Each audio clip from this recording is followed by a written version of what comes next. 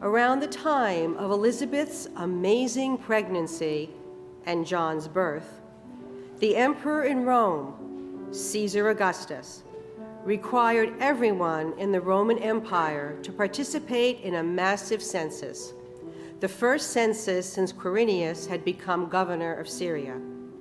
Each person had to go to his or her ancestral city to be counted.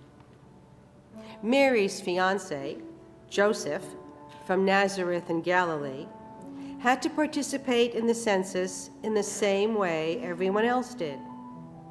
Because he was a descendant of King David, his ancestral city was Bethlehem, David's birthplace. Mary, who was now late in her pregnancy that the messenger Gabriel had predicted, accompanied Joseph. While in Bethlehem, she went into labor and gave birth to her firstborn son. She wrapped the baby in a blanket and laid him in a feeding trough because the inn had no room for them. Nearby, in the fields outside of Bethlehem, a group of shepherds were guarding their flocks from predators in the darkness of night.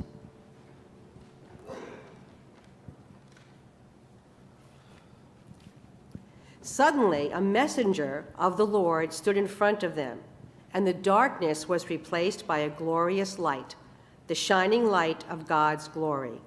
They were terrified. Do not be afraid. What's this one? I bring you good news, news of great joy, news that will affect all people everywhere. Today, in the city of David, a liberator has been born for you. He is the promised anointed one, the supreme authority. This will be a sign for you. You will know you have found him when you see a baby wrapped in a blanket, lying in a feeding trough. What? That's the sign? Really? That's Seriously? the sign? At that moment, the first heavenly messenger was joined by thousands of other messengers, a vast heavenly choir.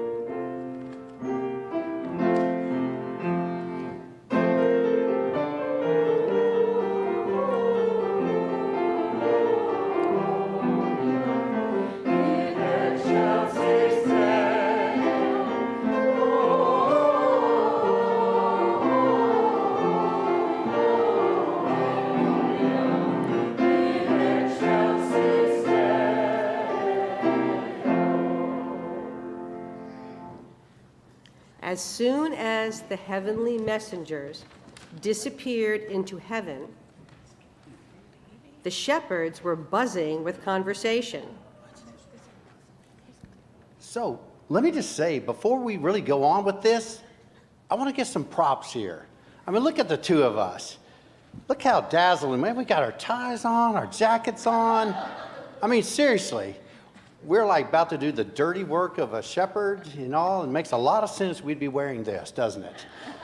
Especially our Christmas ties, because technically, yeah, Christmas hasn't even happened yet, but whatever. Yeah. Now, let's go. Come on, let's rush down to Bethlehem right now. Let's see what's happening. Let's do it. Let's find out. So they ran into town. All interpretations of run. And eventually, they found Mary and Joseph and the baby lying in the feeding trough. After they saw the baby, they spread the story of what they had experienced and what had been said about them, what had been said to them about this child.